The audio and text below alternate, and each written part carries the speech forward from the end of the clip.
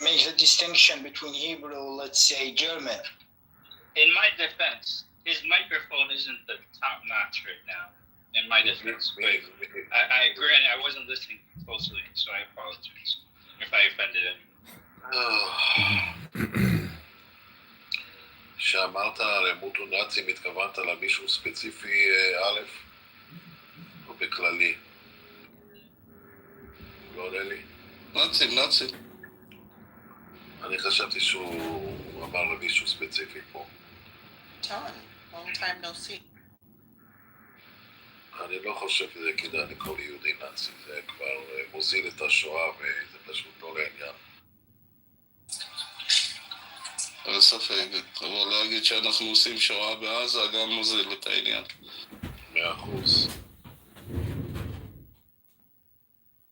דרך אגב, שאני אמרתי במילה נאצי, התכוונתי לכל הארות, כל האנטישמים שנותנים להם במה וכל מיני מקומות, התכוונתי. אוקיי, זכותך להגיד את אז אתה לא חושב שאנשים כמו רזיסטנס וכל אלה נאצים?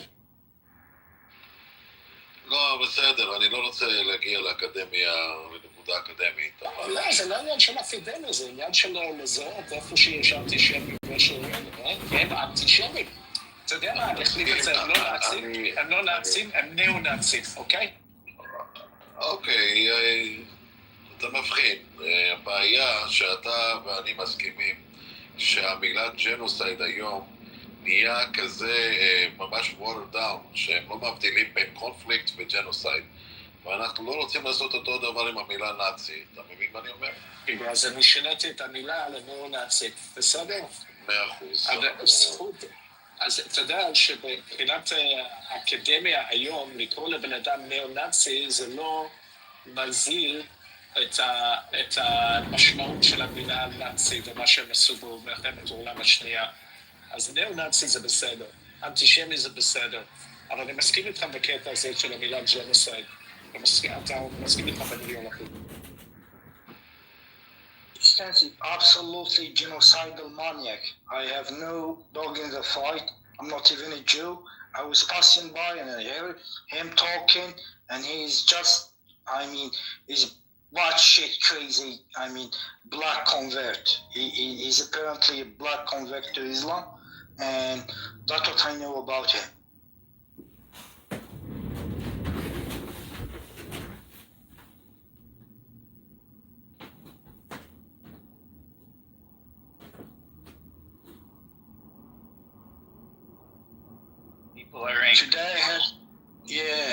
Today I heard a new argument.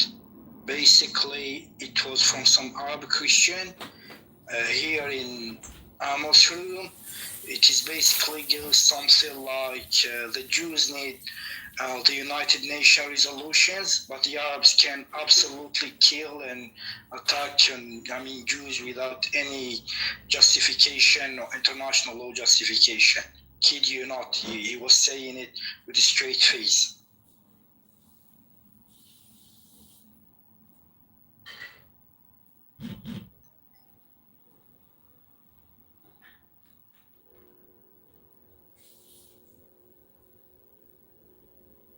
I'm concerned that this current generation, and even the ones who are trying to defend Israel, either way, they're not informed.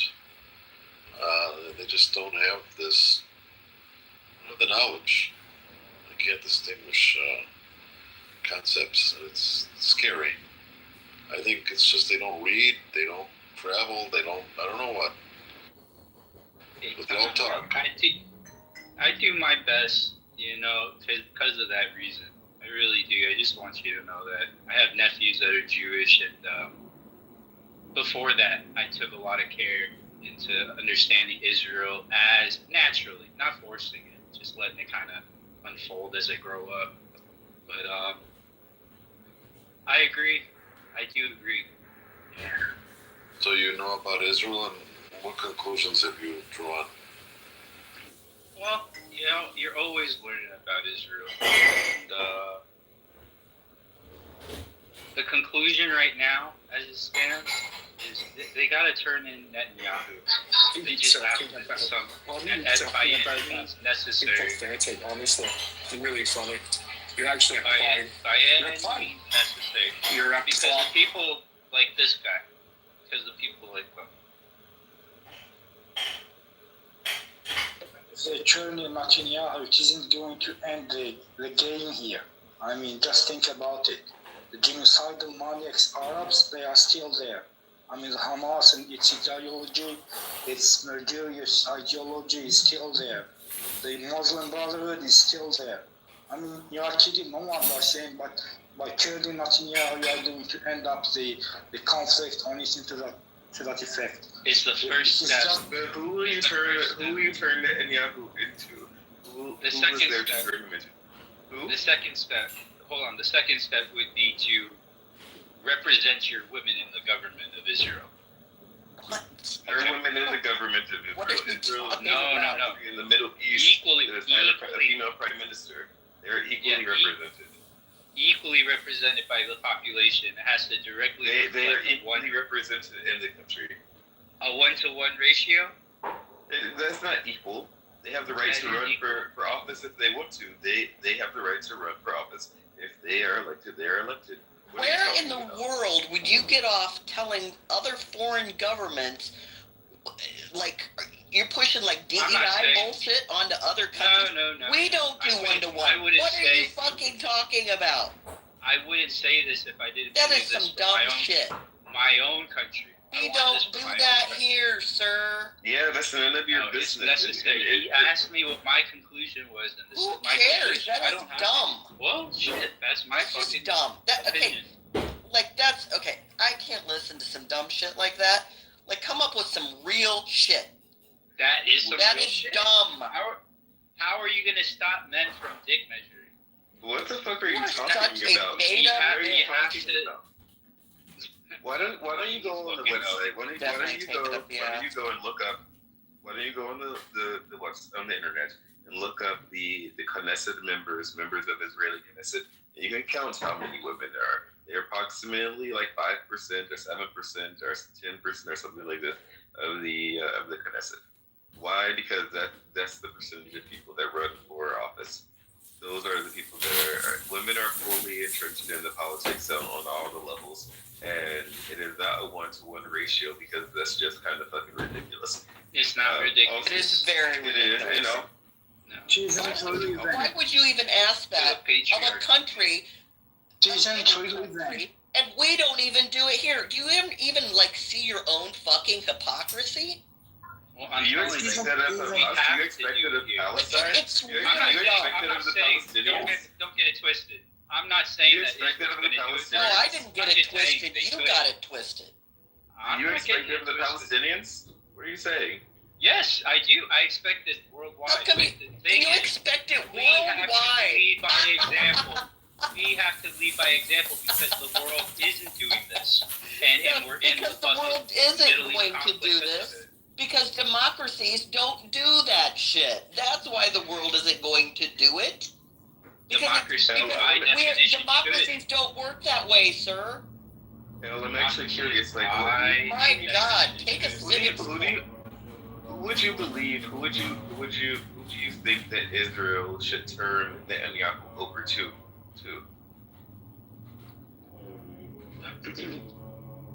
I haven't. I mean, to the ICC court, right?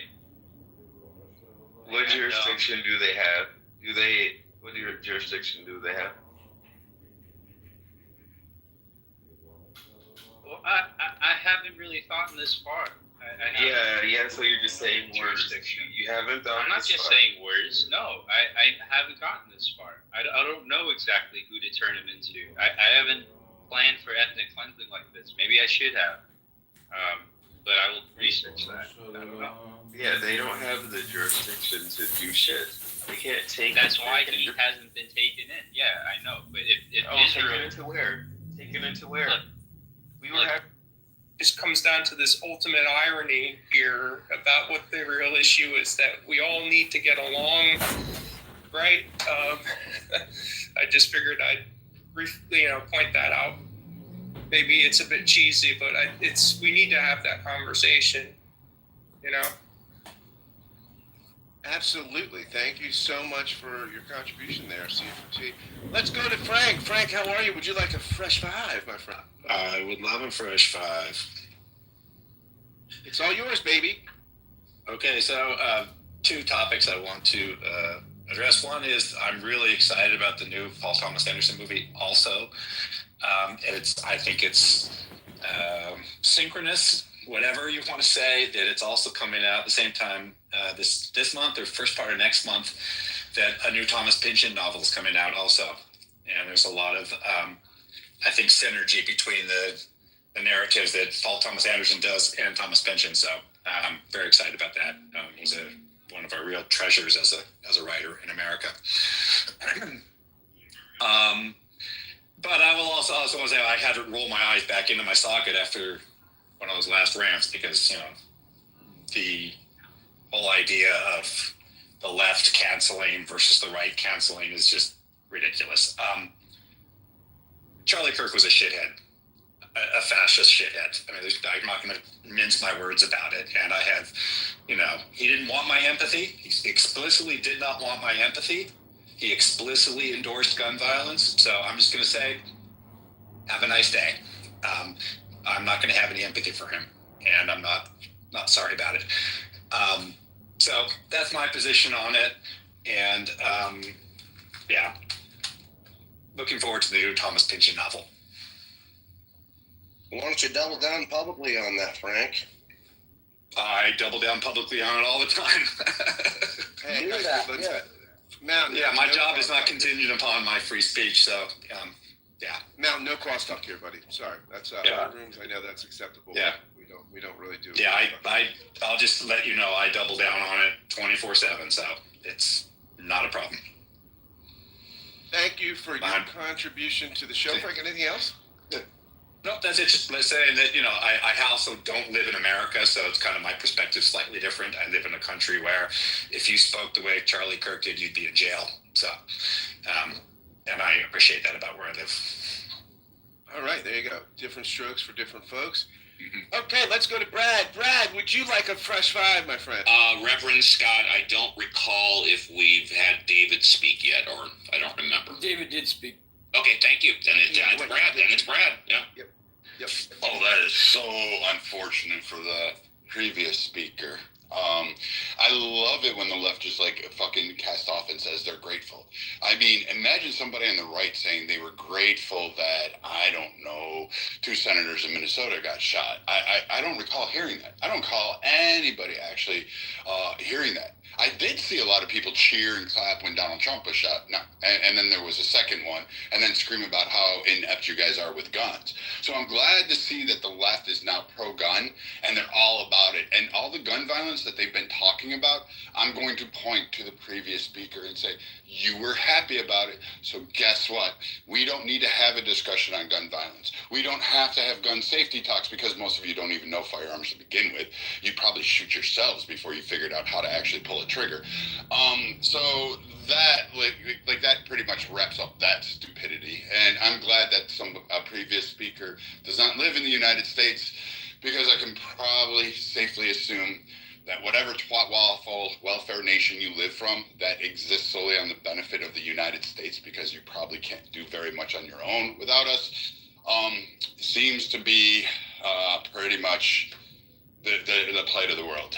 Again, it sucks being on top. It sucks being number one. But Americans, we definitely own that role, and we definitely tell you who you're going to call daddy, and you bend over and let us have our way.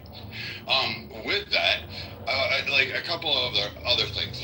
This hypocrisy about this is fascinating to me, because again, normally I would condemn it. So just like the person speaking about the previous speaker about the homeless encampments and screaming, Brian Kilmeade, you're absolutely fucking right. I thought it was disgusting. I even said so. I even said it in my conservative groups. We talked about it and said, oh, go fuck him. And he got bombarded with messages, not from the left, but from the right. He got bombarded with people from his own groups that were watching him. So they took him and told him, shut the fuck up. We don't like that. So it wasn't the left. It wasn't anything you did. It wasn't anything you said that had any impact on Kilmeade. It was his own people that checked him and put him back in line, which is the same thing that happened to Pan Bond. It's the right that is putting people back in check because they're angry and they're swinging. Now, with the homeless encampments, what is ironic about this, what is fucking fascinating about this one, is that the landowner where the encampment was at, Hambad, whatever, Usarif, or however you pronounce his name, actually a decent fucking guy. He's the owner of it. He was allowing the encampment there so that homeless people had a place to go ahead and live in Minnesota. And if you don't know anything about Minnesota, it gets fucking cold up there. And there isn't a lot of places where homeless people can go. And in fact, we have to round them up and put them in fucking places because the temperature drops below zero. So this owner was actually trying to help out and do some humanitarian good. He was doing something that many of you on the left just throw money at and want somebody else to fix the problem. This was the guy that was fixing the problem. Again, he has brass balls. I don't know where his votes were, but I'm proud to see somebody taking an active stance on an individual level, utilizing their own private capital and their own ingenuity to solve a problem and help homeless people. And he did that. But what you left off was the fact that, A, there was a lot of drugs, there was different kinds of violence, and they had a massive amount of problems. But what was best is Jacob fucking Fry, Mr. BLM protester himself, Mr. The Trump is a danger and a threat to democracy. He wants to upend any type of civil unrest. That motherfucker was the one, the loudest voice to protest against this man creating a camp. It was the city of Minneapolis and the state of fucking Minnesota that were trying to get this man to stop doing what he was doing. They were trying to do injunctions on him. They were trying to force him out. They were trying to get him to shut it down. So while you sit there and champion on that, you're fucking piece of shit, Mr. I'm a wartime hero Waltz, who never even fucking set foot in this hot zone, went to fucking Italy, tried to figure out how to eat baked ziti and gelato without wounding himself. He came back and started like now vice president material.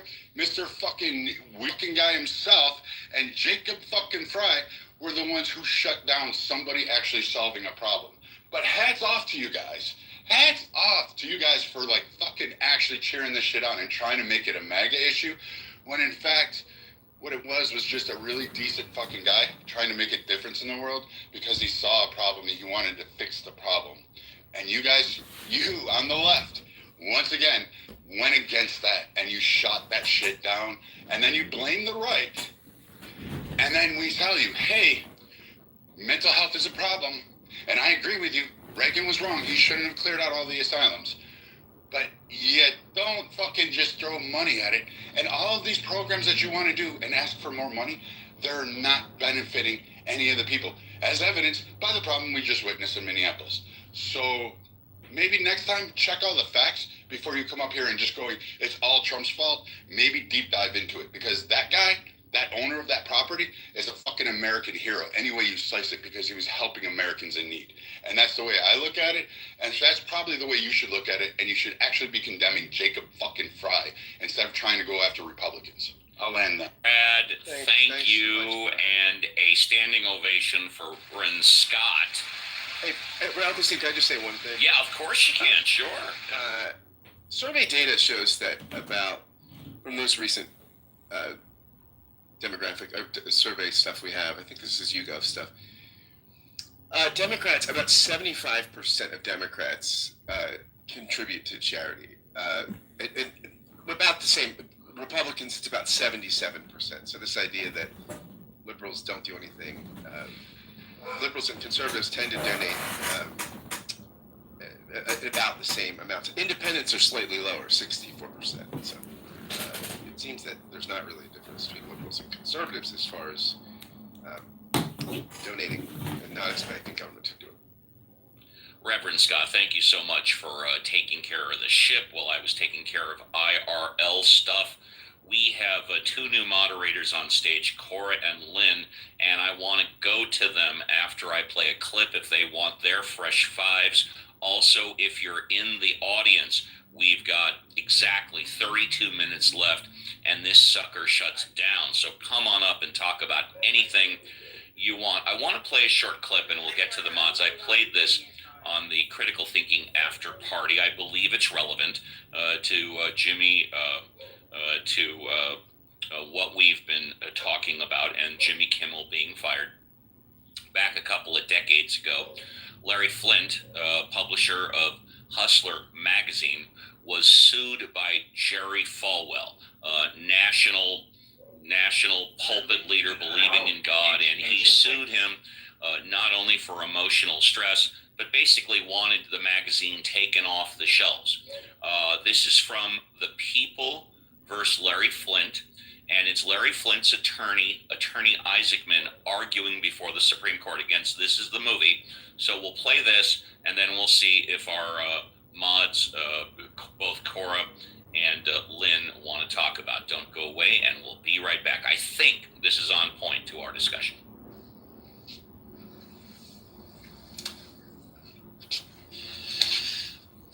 Mr. Chief Justice, and may it please the court.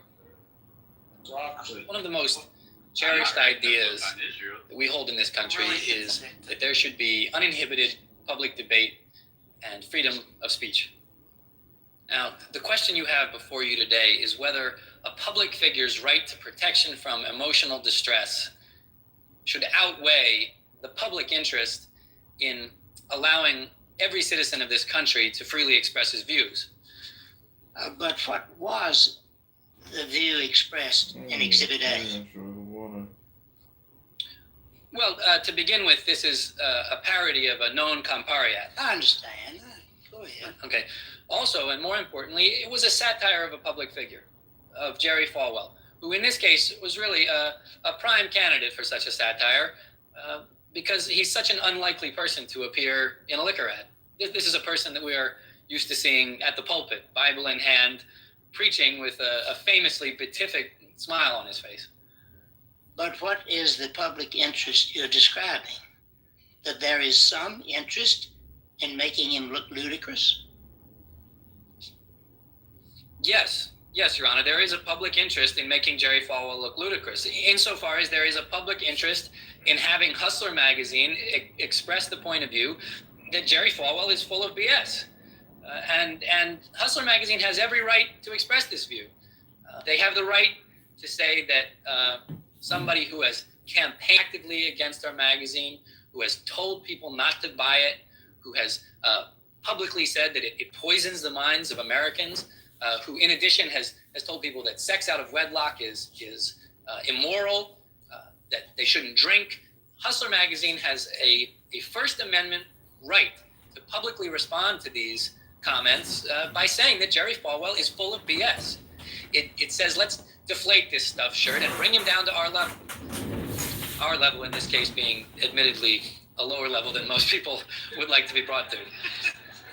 I apologize. I know I'm not supposed to joke, but that's sort of the point. Mr. Isaacman, the First Amendment is not everything. I mean, it's a very important value, but it's not the only value in our society. What about another value which says that good people should be able to enter public life and public service?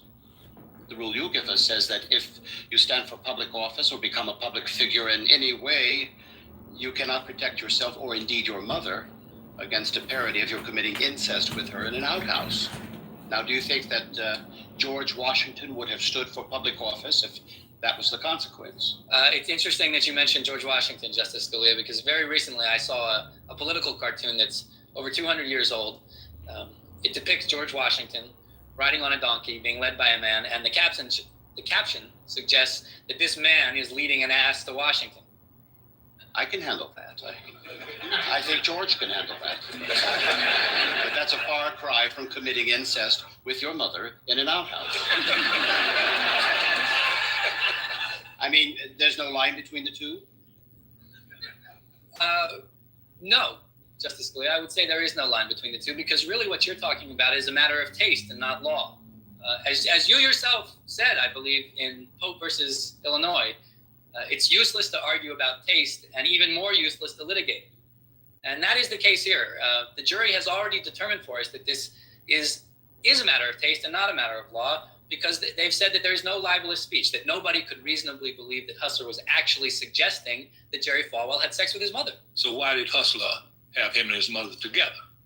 Hustler puts him and his mother together in a example of literary travesty, if you will. And what public purpose does this serve? Well, it serves the same public purpose as having Gary Trudeau say that Reagan has no brain or that George Bush is a wimp. It lets us look at public figures a little bit differently. We have a long tradition in this country of satiric commentary. Now, if Jerry Falwell can sue when there has been no libelous speech purely on the grounds of emotional distress, then so can other public figures. And imagine, if you will, suits against people like Gary Trudeau and Johnny Carson for what he says on the Tonight Show tonight. Obviously, when people criticize public figures, they're going to experience emotional distress. We all know that. It's the easiest thing in the world to claim, and it's impossible to refute. And that's what makes it a meaningless standard. Really, all it does is allow us to punish unpopular speech. And this country is founded, at least in part, on the firm belief that unpopular speech is absolutely vital to the health of our nation. Thank you, Mr. Isaacman. All right, let's go to Cora. Cora, thank you for doing the heavy lifting as always. The show is better with you than without you. Would you like a fresh five, or are you good, Cora? I'm good for now. I don't think I could possibly wake up enough this morning to deal with any of this crap. So You got it, no problem. Let's go to Lynn. Lynn, would you like a fresh five, or are you good? I'm good. It's really kind of pretty clear that there's no middle ground that anybody will ever possibly be able to come together on. And it's everybody's right and everybody's right. So that's the way it is, and that's the way I feel about it. So I'm done. All right. Would any of the mod squad besides Reverend Scott like to comment? I'll go to Violet. Violet, would you like to comment at this point in time? We shut down at the top of the hour. 24 minutes. Violet, would you like to respond, or are you? I'm good for the moment, Steve. Thanks. Thank you. Matt, out in Connecticut, would you like to respond, or are you good? Matt is probably away. Let's go to JCC. Would you like to comment, or are you good? Yeah, I support free speech, and I don't think what happened to Jimmy Kimmel applies as free speech violation, because it was said because of ratings and monetary reasons. So, and yes, he was employed. However, we're not aware of whether or not he violated the parameters of what they want him to keep him from saying and not saying, right? So I support free speech, especially when it does not incite violence among the public. So that's a good thing. So we got to protect our First Amendment rights. Thank you very much. Thank you. And if you're in the audience and want to come up, you got about 5 to 10 more minutes, and then it's going to become impossible because the show does have a hard stop, give or take, at 10 o'clock. Before we go to other speakers on stage, closing thoughts, burning desires, I heard Reverend Scott during his time talk about Kimmel either has or is going to file $1 billion lawsuit. Now, this is interesting because if indeed he has, or if he does, the first thing he will have to do is prove up his damages. Now, Jimmy Kimmel had a contract for $15 million a year. So, and that contract was scheduled to expire next year. So that would be, half of it, $7.5 million. Then, of course, it's his